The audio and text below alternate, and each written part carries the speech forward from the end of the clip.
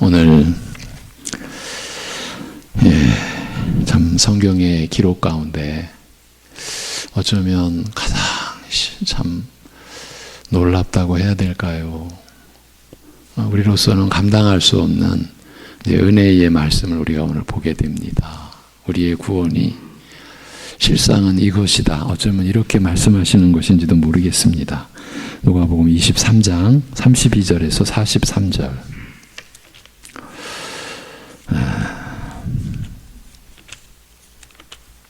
누가복음 23장 32절에서 43절. 당신의 나라에 임하실 때에 나를 기억하소서. 이 제목으로 말씀을 오늘 나눕니다.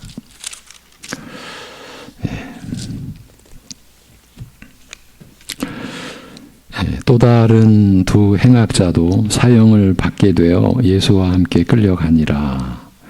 해골이라 하는 곳에 이르러 거기서 예수를 십자가에 못 박고 두 행악자도 그렇게 하니 하나는 우편에 하나는 좌편에 있더라. 이에 예수께서 이르시되 아버지 저들을 사하여 주옵소서. 자기들이 하는 것을 알지 못함이니이다 하시더라. 그들이 그의 옷을 나누어 제비 뽑을새 백성은 서서 구경하는데 관리들은 비웃어 이르되 저가 남을 구원하였으니 만일 하나님이 택하신 자 그리스도이면 자신도 구원할지어다 하고 군인들도 희롱하면서 나와 신포도주를 주며 이르되 내가 만일 유대인의 왕이면 내가 너를 구원하라 하더라. 그의 위에 이는 유대인의 왕이라 쓴 패가 있더라. 39절부터 43절은 같이 읽으시겠습니다. 다 같이. 달린 행악자 중 하나는 비방하여 이르되 내가 그리스도가 아니냐 너와 우리를 구원하라 하되 하나는 그 사람을 꾸짖어 이르되 내가 동일한 정죄를 받고서도 하나님을 두려워하지 아니하느냐 우리는 우리가 행한 일에 상당한 보응을 받는 것이니 이에 당연하거니와 이 사람이 행한 것은 옳지 않은 것이 없느니라 하고 이르되 예수여 당신의 나라에 임하실 때에 나를 기억하소서 하니 예수께서 이르시되 내가 진실로 내게 이르노니 오늘 내가 나와 함께 낙원에 있으리라 하시니라. 아멘. 교회와 세상 권력이 다 같이 하나님께서 저들에게 위임하신 권세를 정당하게 사용하지 않고 그러니까 불법으로 사용을 해서 오히려 이를 악용하여 아무 죄가 없는 그리스도를 정죄하여 사형에 처하도록 내주었습니다. 어쩌면 이런 일은 진실을 파악하고 공정하게 판단할 수 있는 지혜와 정직성을 결여한 세상 재판관들이 흔히 저지르는 불행한 일쯤으로 취급할 수도 있을 것입니다. 그러나 예수님께서는 이 불의한 재판이 얼마나 심각한 죄악인지 또한 이것이 얼마나 참혹하고 두려운 심판을 초래할 것인지에 대하여 이렇게 알리셨습니다. 슬퍼하고 통곡하며 따라오는 자들에게 이르시되 너희와 너희 자녀들을 위하여 울라. 즉 앞으로 대대로 너희에게 임할 심판을 슬퍼하라고 말씀하시며 그날에는 산들을 향하여 내 위에 무너지리라고 할 것이요 언덕을 향하여 나를 덮으라고 할 것이라고 하셨습니다. 그 심판에 처해지고 그 심판의 그 참혹한 광경을 목도하느니 차라리 산들이 내 위에 무너져 나를 덮고 언덕이 쏟아져 내려 나를 덮으라. 이렇게 애원할 것이다. 이런 내용이죠. 이스라엘이 그리스도를 배척하고 죽인 이 일로 인한 진노와 심판이 대대로 이스라엘에게 미칠 것이라는 말씀입니다. 오늘 본문을 보면 예수님께서 처형장으로 끌려가실 때에 다른 두 행악자들도 함께 끌려갔다고 기록되어 있습니다. 해골이라고 하는 곳에 이르자 예수님과 함께 다른 두 행악자들을 십자가에 못 박고서 하나는 우편에 하나는 왼편에 달았습니다. 지금 예수님께서 십자가에 못 박히신 그 장소가, 이것은 이제 장소의 섭리라고 우리가 진술을 하죠. 하나님께서 아브라함에게 아들 이삭을 바치라고 한 그 산 바로 거기예요. 그리고 나중에 이제 성막, 천막의 형태의 성막이 이제 건물로 지어질 때, 그러니까 솔로몬이 성전을 지은 장소가 바로 그곳이에요. 그러니까 하나님께서 아브라함에게 아들 이삭을 바치라고 했을 때 결국은 그 이삭이 바쳐진 게 아니라 하나님이 예비하신 제물이 바쳐졌잖아요. 그래서 거기서 여호와께서 준비하시리라는 여호와 이레라고 하는 그 축복된 언약의 말씀이 거기서 생겨나잖아요. 바로 그곳. 그리고 솔로몬 시대에 성전을 지은 바로 그곳 모리아산. 여기가 지금 예수님이 십자가에 못 박히신 곳이 바로 그곳이에요.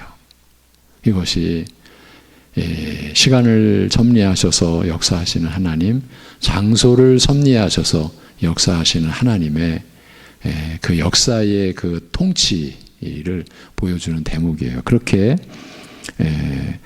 두 행악자들을 십자가에 못 박고서 하나는 우편에 하나는 왼편에 달았습니다. 두 행악자들을 예수님과 함께 십자가에 못 박은 것이 의도적으로 한 일인지 아니면 우연인지 확인할 수는 없으나 행악자들을 좌우에 두고 함께 십자가에 못 박히신 모습은, 예수님이 그렇게 못 박히신 모습은 다른 두 행악자들과 마찬가지로 흉악한 죄인의 죽음을 죽으신다, 철저히 죄인으로 죽으신다는 강렬한 인상을 주고 있죠. 예. 법정이 예수님을 죄인으로 정죄한 것도 불의한 일이었으나 처형당할 때조차 이와 같이 철저히 죄인의 모습으로 죽게 한 것은 그리스도를 죽음에 내주는 저들의 행위가 얼마나 깊고 끈질긴 악한 뜻에서 나온 행위인가를 나타낸다고 할 수 있습니다. 이 사람을 철저히 악인으로 만들어서 가장 극악한 죄인의 합당한 형벌을 받게 하고야 말겠다. 그것이 십자가 처형이었으니까요. 그런 굳은 의지가 배어있는 이러한 악의가 스며나는 광경이라고 할 수 있습니다. 하나님께서 하나님의 형상으로 지정의를 지닌 인격적 존재로 지으신 이들이 그러한 인격적 그 기능을 가지고 악한 뜻, 가장 극악한 죄인으로 죽어야 돼. 저 예수는 그런 형벌을 가해야 돼. 이런 의지가, 이런 악의가 스며나는 광경이라고 할 수 있습니다. 그러나 예수님께서는 이러한 저들을 오히려 긍휼히 여기시고 그들을 위하여 하나님께 용서를 구하십니다.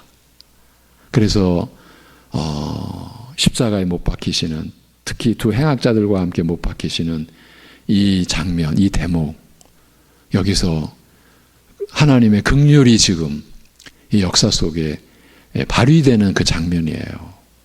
십자가의 참혹한 고통 속에 계시는데 온몸의 뼈마디가 뒤틀리는 형이라고 그러죠. 십자가 형들은 우리는 경험할 수 없는, 못한 온몸이 뒤틀리는, 뼈마디, 온 신경, 온 힘줄이 다 찢어지고 엉키고 뒤틀리고, 그러니까 그 고통은 어쩌면 우리가 육신으로 겪는 고통이 다 집합된, 다 모아진 지금 그런 가운데서 그들을 위하여 하나님께 용서를 구하시되 아버지여 저들을 사하소서, 저들은 그 하는 일을 알지 못하나이다라고 기도하셨습니다. 우리는 여기에서 예수님의 죽으심이 일반적 상식에서 크게 벗어난 것을 알 수 있습니다. 유대인들이 그처럼 집요하게 사형을 요구하는 흉악한 죄인에게서 기대할 수 있는 모습과는 너무나 다른 모습을 예수님께서 보이고 계시기 때문입니다. 예수님의 죽으심이 일반적 상식에서 크게 벗어난 것은 이런 의미예요. 이건 죄인의 모습이 아니에요. 죄인에게서 발견할 수 있는 자책의 모습이나 죄의식을 전혀 볼 수 없으며 이것은 자신의 죄악을 정당화하려는 흉악범의 발악적인 모습과도 완전히 다른 것이었습니다. 예수님에게서 발견되는 모습은 죄인의 모습이 아니라 지극히 의인의 모습, 지극히 선한 자의 모습, 완전한 의인의 모습이었습니다. 자기를 죄인으로, 자기를 그 흉악한 죄인으로 정죄하여 죽음에 내주는 그 불의하고 악한 자들을 오히려 불쌍히 여기시고 저들이 무지하오니 알지 못하여 행하는 일이오니 용서해 달라고 아버지께 간구하는 지극히 선한 자의 모습이었습니다. 그를 정죄하고 죽이는 자가 악한 자로 보이며 오히려 지금 예수님을 정죄하여 죽이는 자들이 악한 자로 보이며 오히려 정죄당하여 죽는 예수님께서 의롭고 선한 자로 보이는, 그래서 이상한 죽음, 상식에서 벗어난 죽음이었다. 그렇게 언급해 드린 것이에요.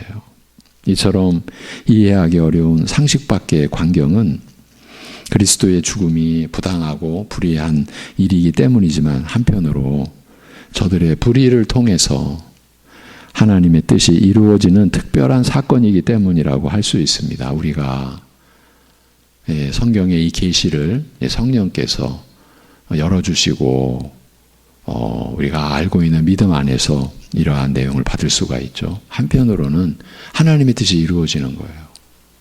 우리를 위하여 죽으셔야 했으니까요. 하나님께서는 저들의 거짓이나 악의와는 상관없이, 아니 오히려 그런 것을 통하여 그리스도로 하여금 죄인들과 함께 그들과 똑같이 죄인으로 죽게 하셨으며, 이런 의미에서 예수님께서는 당연한 죄값을 치르시기 위해 죽으셨다고 할 수 있습니다. 예수님의 죽음은 한편으로는 거짓과 불의에 의해 억울하게 당한 죽음인 것이 사실이나, 다른 한편 그리스도의 죽음은 죄값을 지불하기 위한 당연한 죽음이요 필요한 죽음이었습니다. 이건 세상 관점, 사람들의 관점에서 나올 수 있는 얘기가 아니죠. 하나님이 살아계시니까 나올 수 있는 이야기죠. 다만 죄값에 상응하는 당연한 죽음을 당하면서도 그 모습이 완전한 의인과 선한 자의 모습이었던 것은 그 자신은 죄 없으시면서 모든 죄인의 죄를 대신하는, 그들의 죄값을 대신 치르시는 대속적 죽음을 당하셨기 때문이었습니다. 그는 죄인이 아니면서 죄인의 죽음을 죽으신 것입니다.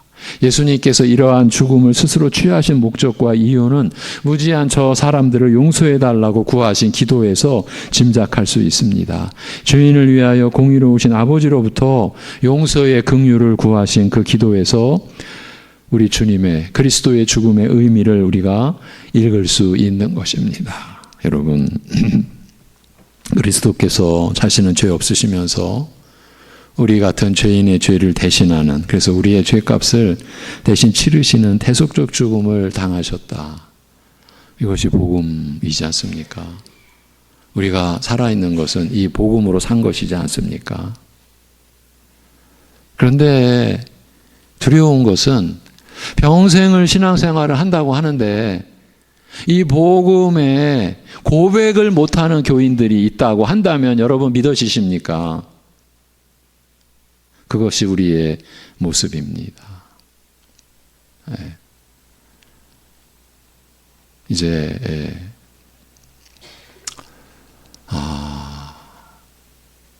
그러니까 교육자들의 두려움과 아픔, 그리고 황망함, 황당함, 그런 것이 느껴질 때가 오랜 신앙생활을 하신 우리 성도님들의 그 모습과 입에서 그리스도의 대속적 죽음에 대한 믿음의 흔적이나 향기가 보이지 않을 때에 두려움과 황망함, 황당함. 그래서 교회는 복음의 진리와 은혜가 성령님으로 인하여 우리 교회 안에 역사토록 기도하셔야 됩니다. 그리고 그 믿음에 들어가 있는 자신도 언제나 이 복음의 진리와 그 안에서 우리에게 주어지는 은혜를 사모함이 있지 않으면 안 됩니다. 따라서 이제 방금 앞에서 전한 말씀을 이어서 따라서 예수님의 십자가의 죽음은 한편으로는 하나님과 그리스도를 대적하는 자들의 무지와 악함을 드러낸다고 할 수 있습니다. 그리스도의 멍에를 벗어버리기 위해, 그리스도의 멍에를 벗어버리기 위해, 이것이 여러분 시편 2편의 인간들의 발버둥이에요. 하나님과 그 기름 부음 받은 자의 결박을 끊어내자, 하나님에게서 끊어지자, 메시아에게서 끊어져서 살자. 이것이 인간들의 전 인류의 몸부림. 지금 그런데 그것이 그리스도의 십자가상에서 또 나타나는 거예요.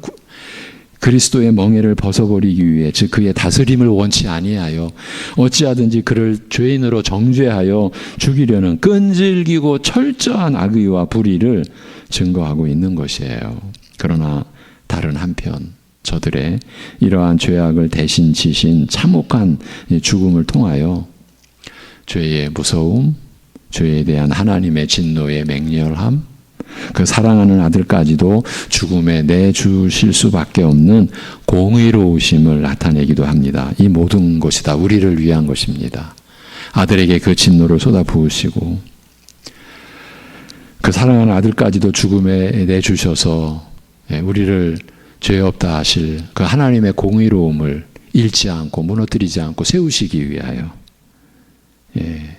이러한 모든 걸 통해서 또한 죄의 무서움을 나타내기도 합니다. 다만 이러한 죄값을 그 사랑하는 아들, 죄 없는 그리스도라 하여금 대신 감당하게 하신 일을 통하여 하나님의 사랑과 긍휼의 무한하심, 죄인까지도 불쌍히 여겨 아들을 죽이시면서까지 구원하시는 은혜의 무한하심을 동시에 증거하고 있는 것입니다. 여기 죄인까지도라고 하는 것을 이제 로마서 5장에서는 원수까지도 이렇게 돼 있잖아요. 연약한 자, 죄인, 원수.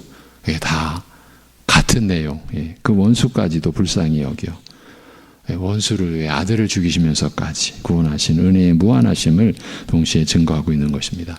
우리 교회가 사랑하는 성도 여러분의 삶이 이 무한하신 그 은혜, 이 하나님의 이 말할 수 없는 긍휼과 사랑의 크기를 제한하고 있는가, 어떻게든 드러내려 하고 있는가, 교회가. 그리고 우리 가정과 여러분의 삶이 이 긍휼하심과 사랑과 이 은혜의 무한하심을 어떻게든 나타내는 쪽으로 세워져 가고 있는가, 우리의 삶이 그런 모습으로 빚어져 가고 있는가, 그것이 우리가 우리 자신을 돌아보는 기준이 되어야 하는 것 아니겠습니까?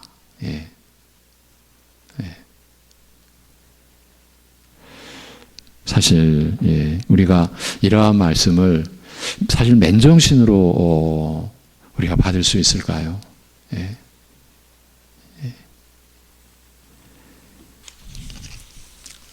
예전에 벌써 꽤 한 근 20년 전 가까이 되는 것 같은데, 우리를 가르친, 이제 신학교 때 가르치신 그 은사님의 또 가르침을 이제 목회를 하는 우리들이 가르침을 받기 위하여 월요일 새벽 예배 마치고 수원에 내려가서 그 은사님이 이제 새벽 예배 마치고 기다리셔서 우리가 들어가서 이러한 말씀을 받았습니다. 제가 이제 그 모임에 들어갔을 때, 이제 그게 월요 모임의 출발입니다. 들어갔을 때, 그때는 마태복음의 본문이었습니다. 이 십자가의 이 은혜를 이제 우리에게 어제 이제 주일날 설교해 주신 내용을 사랑하는 제자 목사들에게 그 말씀을 그대로 읽어 주시는 거예요. 우리는 가서 그 말씀을 듣는 거예요. 잊을 수 없는 게 이제 저희는 그냥 이렇게 듣고 있는데 좀 뭔가 분위기가 이상한 거예요. 그 목사님이 우시면서 이 말씀을 읽어 주시는 거예요. 조용히 눈물을 흘리시면서 이 그리스도의 이 은혜를, 그때는 교수로서도 은퇴하시고 연로하신 그 어르신이 우시면서 그리스도의 십자가 이 복음의 말씀을 전해주시던 기억이 20년이 가까이 가는 지금도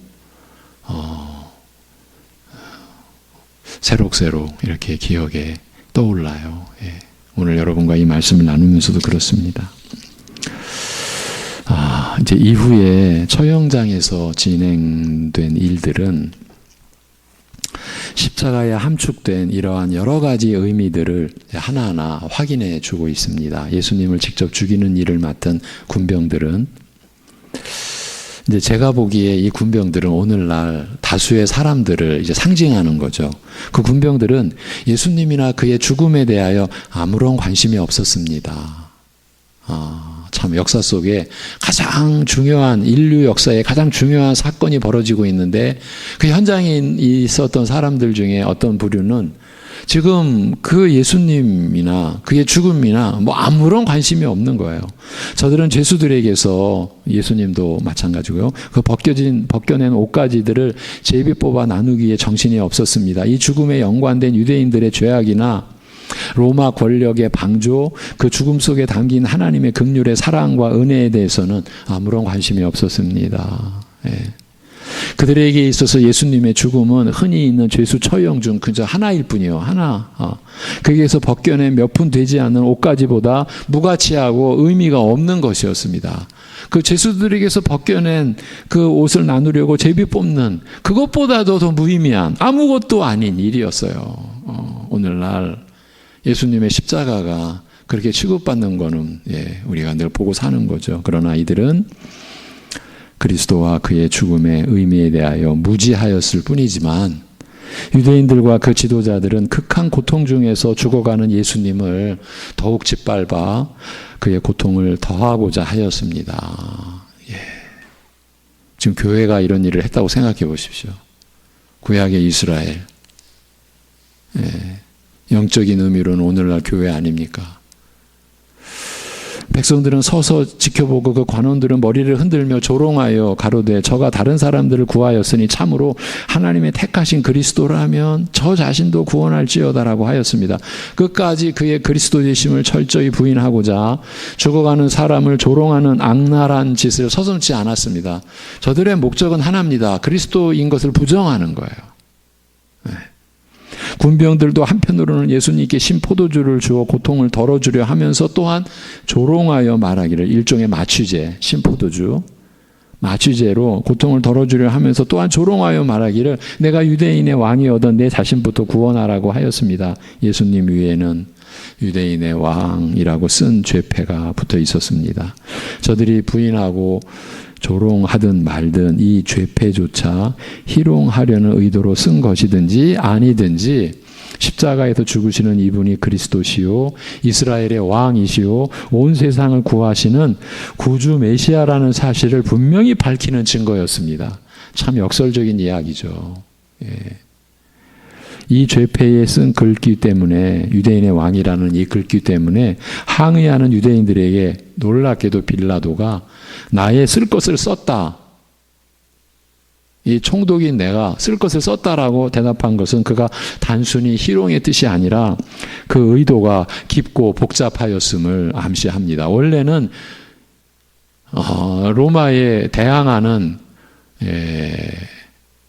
로마 총독으로서는 절대 그대로 놔둘 수 없는 그런 죄인의 죄를 발견 못했잖아요. 나는 너희들이 말하는 죄의 증거를 못 찾았다. 그런데 이제 유대인들이 십자가에 못 박혀 죽이소서라고 하는 그 소리에 파묻혀서 그가 결국은 그냥 바라바, 그야말로 밀란을 일으켜 살인한 자는 내풀어주고 예수님을 십자가에 못 박았지 않습니까? 빌라도는 내가 쓸 것을 썼다. 그의 복잡한 그런 그 심사를 비친 거죠. 유대인들이 그리스도를 부인하고 이방인 군인들도 그를 희롱하였는데 이제는 죽을 죄를 짓고 함께 십자가에 달린 행악자까지 예수님을 조롱하기 시작하였습니다. 함께 십자가에 달린 두 행악자 중 한 사람이 예수님을 회방하여 가로되 너는 그리스도가 아니냐, 너와 우리를 구원하라고 하였습니다. 죽어가면서까지 십자가에 달려 온몸이 뒤틀리는 고통 가운데서도 하나님을 회방할 수 있을 만큼 인간이 악독하다라는 것을 보여주는 증거라고 할 수 있습니다. 십자가에 달려 온몸이 뒤틀리는 고통 가운데서도 하나님을 회방할 수 있는 거예요. 이게 인간의 악독함. 이게 전적인 타락의 그 극악한 모습을 보여주는 증거인 거죠. 흔히 죽는 사람은 진실을 말하며 선한 마음을 갖는다고 말합니다만 이것은 인간의 악독함을, 그 부패와 타락의 깊이를 잘 알지 못하는 말에 불과합니다. 죽어가면서도 저주하고 악독을 뿜어내는 것이 인간입니다. 그러나 근데 여기서 이제 놀라운 일이 드디어 일어나는 거죠. 똑같은 죄를 범하여 동일한 사형 판결을 받고서 처형당하는 다른 행악자는 오히려 예수님을 회방하는 자를 꾸짖어 가로되 너는 하나님을 두려워하지도 않는다. 사형이라는 동일한 정죄와 판결을 받았을 때 우리는 당연히 너와 나는 당연히 받아야 할 정죄를 받았고 사실 이 두 행악자가 얼마나 끔찍한 죄악을 저질렀는지는 우리가 알 수가 없어요. 확인할 수가 없어요. 그런데 그저 짐작할 수 있는 것은 저들이 십자가 처형을 당했다라는 거예요. 그것은 그 당시에서 이건 이 세상에 놔둬서는 안 될 존재들이다. 가장 끔찍한 처벌, 처형을 마땅히 받게끔 해야 될 그런 극악무도한 죄인들에게 십자가 이 처형이 내려졌었거든요. 그렇게 짐작할 뿐이에요. 그가 이제 이렇게 말하는 거죠. 우리는 당연히 받아야 할 정죄를 받았고 우리가 행한 일에 상응한 형벌을 받는 것이나 이분은 어떤 잘못도 행하지 않으셨느니라고 말한 뒤에 예수님을 향하여 간청하기를 그의 일생의 마지막 간청이죠. 그도 지금 죽어가고 있지 않습니까? 예수여 주의 나라에 임하실 때에 나를 생각하소서라고 하였습니다. 이 행악자는 이때까지 살아온 생애와 마지막 형벌에 이르기까지 다른 행악자와 조금도 다름이 없었으나 이 마지막 순간에 와서 두 사람의 길은 완전히 달라졌습니다.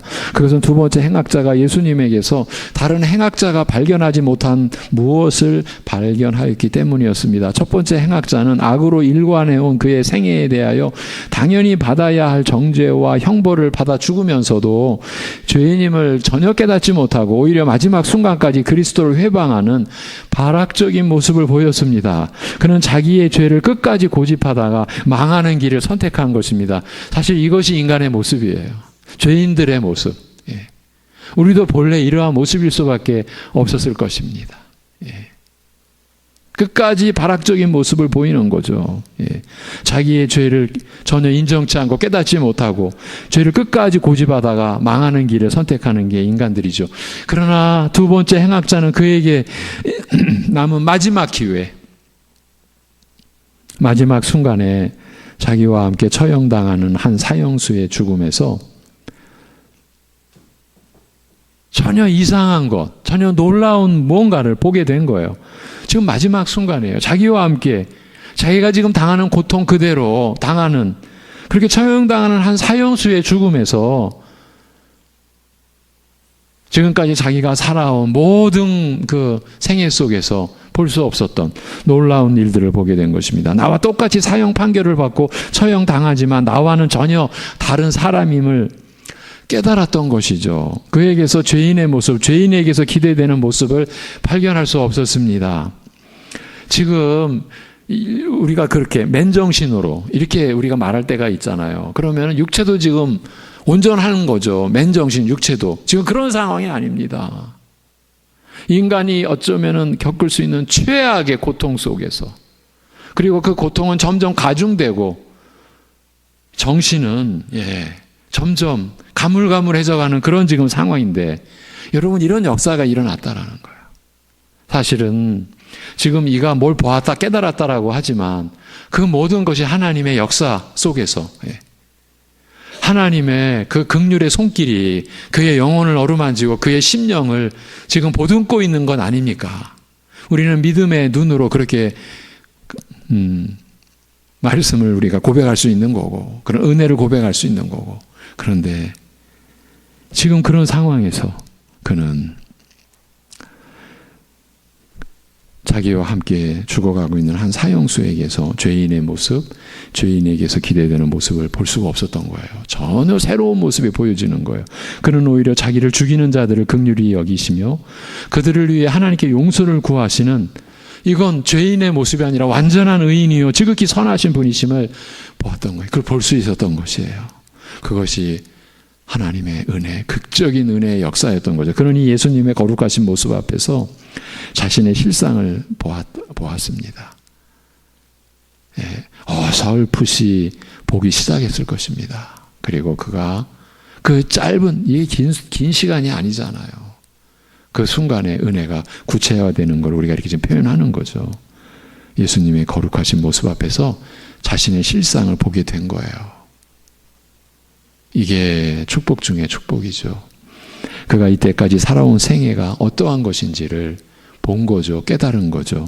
그가 다른 행악자를 꾸짖은 말, 내가 동일한 정죄를 받고서도 하나님을 두려워하지 않느냐. 우리는 우리가 행한 일에 상응한 마땅한 형벌을 당연히 받는 것이라고 한 말은 실상 자기 자신에게 하는 말이기도 하였습니다. 나는 당연히 이렇게 죽어야 하는 자라. 십자가에서 온몸이 뒤틀리는 고통 중에 발악하며 죽는 이 형벌이 내게는 마땅한 것이라. 내가 살아온 생애는 하나님 앞에서 당연히 이렇게 처벌되어 마땅한 것이라. 내게 무슨 죄사함이냐, 내게 무슨 구원이냐. 나는 마땅히 이렇게 처벌되어 마땅한 것이다. 자기 자신에게 하는 말이었던 거죠. 그는 지금까지 살아온 생애가 이렇게 비참하게 죽어 마땅한 죄인으로 가득하다라는 것을 깨달은 것이에요. 그러나 그는 예수님에게서 참으로 의롭고 선한 자의 모습만을 보고 그 앞에서 자신의 죄악된 모습만을 보고 깨달은 것은 아니었습니다. 그는 예수님에게서 다른 걸 본 거예요. 자기가 지금까지 자신이 경험하지 못했던 것. 그러니까 예수님에게서 긍휼과 용서의 가능성을 발견한 것 아니겠습니까? 그 역시 어렴풋이 처음에 이분이 나를 용서해 주실 수 있는 분 아닐까? 네. 용서의 가능성을 그리고 그 어설프게 보기 시작했던 그것이 점점 구체화된 것 아니겠습니까? 그를 죽이는 자들을 위하여 하나님께 용서를 구하는 예수님의 모습에서 그렇게 보면요, 그 한마디 예수님의 말씀의 역사가 이 사람을 살린 것이다라고 볼 수가 있는 거죠. 십자가상에서도 말씀의 역사, 저들을 용서하소서, 저들이 하는 짓을 자기들이 모릅니다라고 하는 이 한마디 말씀, 그를 죽이는 자들을 위하여 하나님께 용서를 구하는 이 예수님의 모습, 예수님의 말씀에서 이러한 가능성을 깨달았는지 모릅니다. 그는 이러한 예수님에게서 그의 죽으심은 특별하다, 그의 죽으심의 의미가 특별하다라는 것을 또 깨달을 수 있던 깨달은 것이라고 우리가 볼 수 있는 거죠. 이분은 자신의 죄 때문에 죽는 것이 아니라 더 나아가서 그는 단순히 악한 사람들의 모함과 불의에 의해 억울한 죽음을 당하시는 것만이 아니라는 것을 붙잡았던 것이 아닐까 싶습니다. 단순히 억울한 죽음이었다면 그는 하나님께 그의 억울함을 호소하였을 것입니다.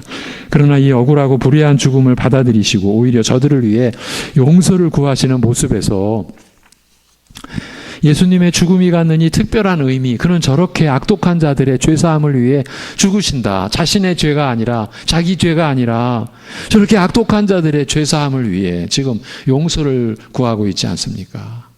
저들을 용서해 달라고. 저렇게 악독한 자들의 죄사함을 위해 죽으신다는 사실을 깨달았을 것입니다. 우리가 그렇게 볼 수 있는 거죠.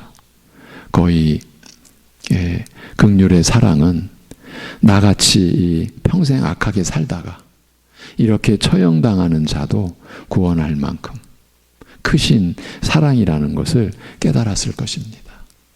여러분, 이게 얼마나 참 이걸 어떻게 표현해야 되겠습니까?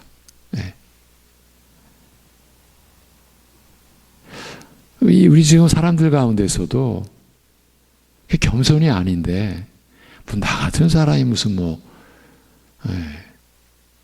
죄 용서받고 죄 사함 받고 이런 사람들이 없다고 할 수 없어요. 제가 몇 주 전에 이 시간에 한번 제가 예전에 우리 동기 목사님 그리고 황대현 목사님의 얘기까지 하면서 저도 그와 비슷한 경험을 했다.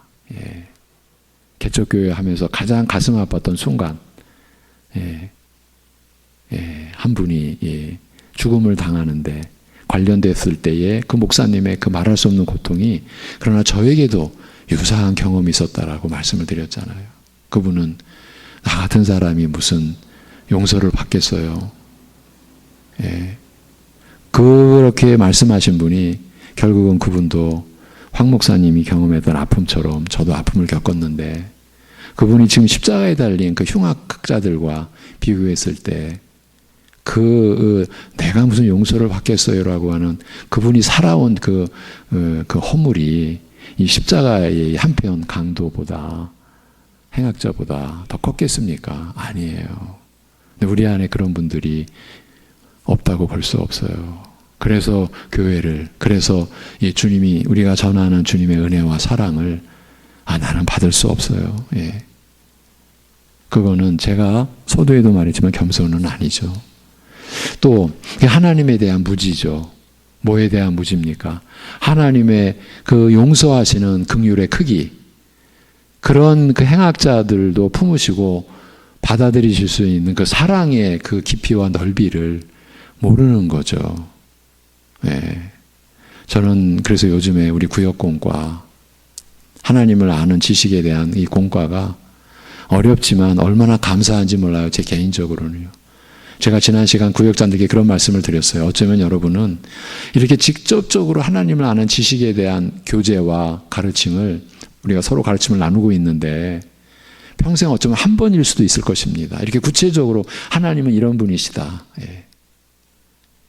그래서 이 기회가 너무 귀하다라고 제가 말씀을 드리는데, 사실은 우리 구역장님들이나 구역원들은 힘들죠. 그러나 그만큼 우리는 그동안 하나님을 아는 지식에서, 하나님의 말씀에서 받는 연습과 훈련이 안 되었다라는 증거예요. 우리가 수십 년 신앙생활을 해왔는데 하나님에 대해서 어떻게 알고 있는가, 하나님을 아는 데라면 말씀해 보십시오라고 할 때 우리가 별로 할 말이 없다면 우리는 하나님과 어떤 관계로 우리가 있어 온 것입니까? 라고 우리 자신에게 물어야 마땅한 것이죠. 지금 이 행악자가 하나님을 알아가고 있는 것입니다.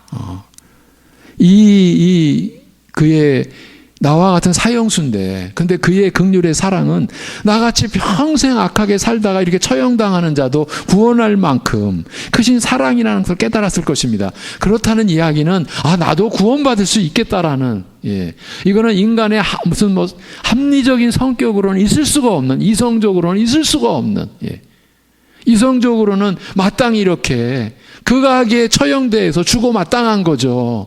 그런데 나 같은 자도 구원받을 수 있다. 이건 하나님의 사랑의 그 역사죠. 그는 이렇게 하나님을, 그리스도를 지금 깨달아갔던 거죠. 그리하여 다른 행악자를 꾸짖은 그는 예수님을 향하여 이렇게 부탁하였습니다. 주여, 주의 나라에 임하실 때 나를 생각하소서. 그가 그리스도의 사랑을 경험하는 순간 그 은혜는 보통 일반적인 은혜가 아님을 깨달았던 것이죠. 이와 함께 우리는 이렇게 추정할 수 있어요. 그가 어렸을 때 부모의 가르침을 통해서, 회당의 가르침을 통해서 들어왔던 하나님의 말씀, 그러나 이때까지 불신하고 외면해왔던, 짓밟아왔던 말씀의 참된 의미가 그제서야 생생하게 분명해졌는지 모릅니다.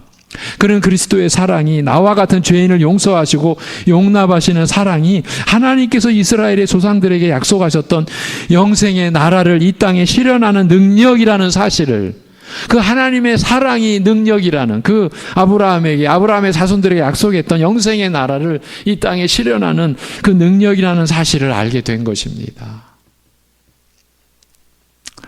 죄인으로 망할 수밖에 없는 세상 가운데서 아브라함을 부르시고 약속하신 그 나라, 이삭을 불러 약속하신 나라, 강교하고 악한 자요 자신의 꾀와 힘을 의지하고 살아온 야곱을 변화시켜, 야곱이 이스라엘이 됐지 않습니까? 이름이. 그 야곱을 변화시켜 얻게 하신 그 나라의 약속을 이루시는 사랑이요, 이 나라는 지금 십자가에 달리신 그리스도의 나라라는 것을 순식간에 깨달은 것입니다. 하나님의 역사죠. 하나님의 간섭이요, 하나님의 은혜죠. 오직 의인이라야 들어가리라 하신 영생의 나라. 그러나 그리스도의 이 사랑이, 이 이상한 죽음이 의가 없는 죄인, 들추어 보면 흉악한 죄밖에 없는 죄인을 용서하시고 의롭다고 여겨주셔서 영생의 나라에 들어가게 하시는 은혜의 죽음이라는 것을 깨달은 것입니다. 우리가, 저와 여러분이 이 은혜의 죽음, 그리스도의 은혜의 죽음을 깨달은 자로 살고 있는 것 아닙니까? 우리의 삶이, 우리의 말이, 우리의 행실이, 손과 발이 이 은혜의 죽음을 깨달은 그 진리의 터 위에서 그 은혜로 말미암아 빚어지는 것들이라는 것이죠. 그렇기 때문에 우리는 그에 합당하지 않은 이 은혜에, 이 사랑에 합당하지 않은 것들을 우리는 평생 우리 스스로 찾아내고 회개하고 버리고 그것이 우리가 이제 하나님께 받은 그 은혜와 사랑으로 서로 섬기고 사랑하면서 살아가는 실제적인 내용이죠. 그에게 남은 마지막 기회, 이 마지막 순간에 그리스도와 그의 은혜를 발견한 이 사형수에게, 믿음으로 그리스도의 긍휼을 바라는 이 죄인에게, 이 사형수에게 믿음이 임한 거죠. 믿음이 부어진 거예요. 믿음으로 그리스도의 긍휼을 바라는 이 죄인에게 예수님께서 선언하셨습니다. 내가 진실로 내게 이르노니 오늘 내가 나와 함께 낙원에 있으리라. 내일도 아니요 내년도 아니요 바로 그 순간부터 그의 마음속에 천국이 임할 것을, 아니 이미 임하였음을 확인하여 주신 예수님의 말씀입니다. 성도 여러분, 사랑하는 우리 수요예배 가정 여러분, 교회는 이 말씀으로 세워지는 거죠. 그리고 교회 안에 이제 머리 대신 그리스도의 몸의 지체가 된 우리 지체입니다. 우리가 이 복음의 은혜로 살아가는 거죠. 그리고 서로를 섬기는 거죠. 우리가 받은 것, 은사는요, 우리가 이러한 은혜에 속하여 받은 은사는요, 자기를 위한 은사가 없어요. 은사라고 하는 건요, 다른 지체를 섬기는 은사잖아요. 그렇게 우리를 하나로 묶어주셨어요. 그 모든 것 가운데 오늘 이 흉악한 사형수와 이 행악자가 받은 은혜, 그 은혜를 우리가 받고 우리가 섬기며 살아가는 거예요. 여러분, 우리가 이러한 복음의 거울 앞에 서면 우리 자신의 이 복음에 어울리지 않는 우리 자신의 모습이 보여지지 않습니까? 그게 은혜죠. 보여지는 게 은혜입니다. 그걸 주님 앞에 내려놓고, 여러분, 이 은혜를 더 사모하고, 이 은혜를 더 알아가는 그러한 우리의 생애가 되기를 간절히 기원드리며 말씀을 맺습니다. 하나님 아버지, 이 말씀의 역사를, 이 말씀의 진리, 그리고 은혜의 역사를 오늘도 우리에게 허락해 주셔서 감사합니다. 우리가 어떻게 하나님 앞에서 살 수 있게 되었는지, 우리 같은 죄인이 어떻게 하나님 앞에 받아들여지고 용납되어지고 있을 수 없는 죄 사함의 역사가 믿어지고 하나님 앞에 담대하게 나아갈 수 있게 되었는지, 오늘도 우리에게 너무나 구체적으로 너무나 생생한 십자가 현장의 그 모습을 통해 우리의 믿음에 조상된 한 사형수, 예수님과 동일한 사형수로 십자가의 그 참혹한 고통 속에서 영생의 천국과 영원한 영광의 기업을 받고 구원받고 은혜받고 죄사함 받은 그 구속의 역사에 그 광경을 우리의 심령 속에 또 새겨주시고, 우리가 받은 은혜가 이렇게 살아있는 생생한 은혜라는 것을 일깨워 주심에 감사합니다. 아버지 하나님, 우리가 어디에 있든지 무엇을 하든지, 그것이 가정 안이든지 사회 어느 곳이든지 우리가 그곳에서 살아가는 것이 내 힘과 내 꾀로 살아가는 게 아니라 이 은혜로, 이 은혜 위에서, 이 은혜가 내 속에서 발현되는 그 믿음의 지혜와 능력으로 살아가는 것을 우리가 나타내는 것이 하나님께 영광을 돌림이고, 우리 또한 그 하나님의 기쁨으로 기쁘게 살 수 있는 우리라는 것, 그 자리가 힘들고 너무나 어렵고 고통스러운 고난의 자리를 할지라도, 지금 호흡이 멈출 것 같은 그런 고통의 자리에서라도 우리의 생명의 시작과 지금과 끝까지, 영원까지 우리의 생명을 다 쥐고 계시고 주장하고 계시는 이 사랑과 긍휼과 은혜의 아버지 하나님, 우리 주님께서 성령님으로 말미암아 우리 안에서 함께하고 계시고 우리와 동행하고 계심으로 인하여서 우리가 주님을 의지하는, 그리고 그 삶을 살아갈 수 있게 하여 주옵소서. 이러한 은혜 가운데